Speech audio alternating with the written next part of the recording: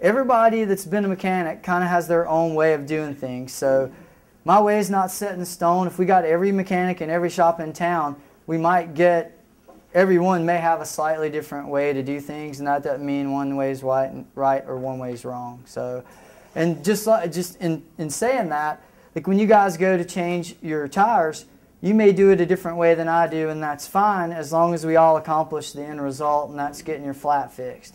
Okay?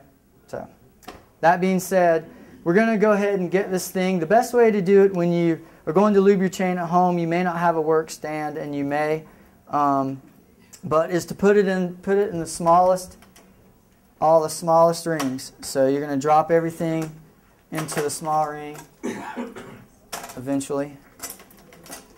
Okay, and we'll get the appropriate chain lube. Now, there are a gazillion different chain lubes, gazillion being the technical term.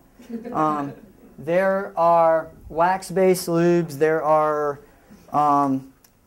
every natural lube known to man, since that's a big thing.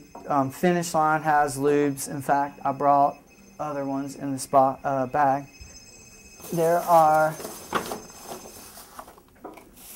these are a couple of other ones. This is like a one-step lube that they kind of say is like a, it sounds bad, but kind of a beginner's lube. It's a cleaner and lubricant. So it basically is supposed to do both things at the same time. They have a ceramic wet lube, a ceramic dry lube, a Teflon lube, a cross-country wet, or a Teflon dry lube, a cross-country wet. I mean, and that's just one company. So how do we decide which lube to get? Well, we just use this.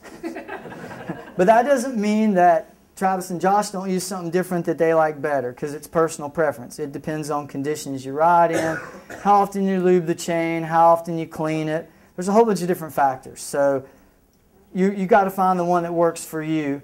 But we like rock and roll. It tends to stay on pretty long. We use the blue. There's 3 different flavors, so to speak. There's a gold, there's a red that's road. But for us, the extreme tends to last the longest. So that's what we tend to use. Road, mountain, whatever, that's pretty much our favorite. There again, try some different ones, see which one works the best. Most of these, what I'm going to tell you about lubing is going to go, no matter which lube you use, it's pretty much the same procedure.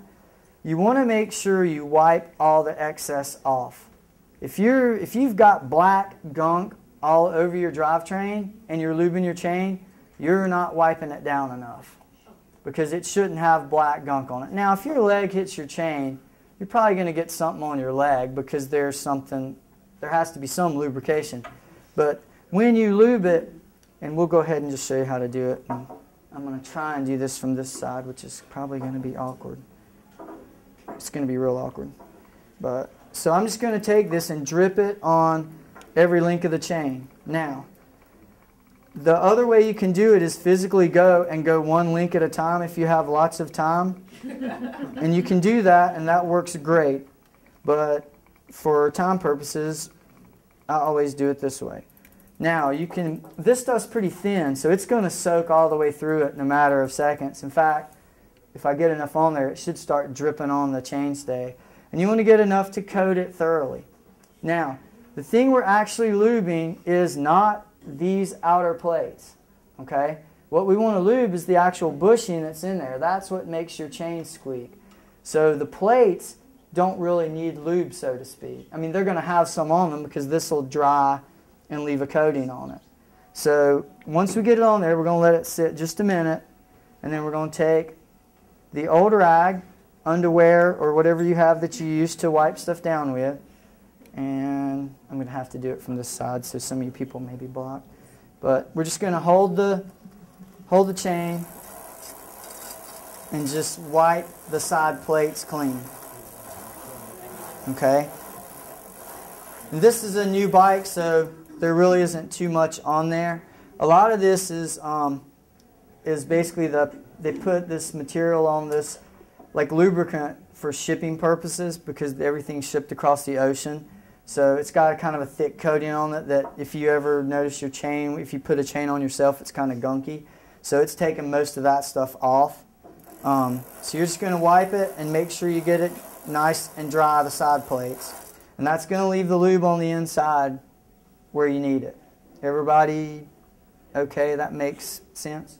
Okay, so basically the chain's done, but we've dripped it all over everything here.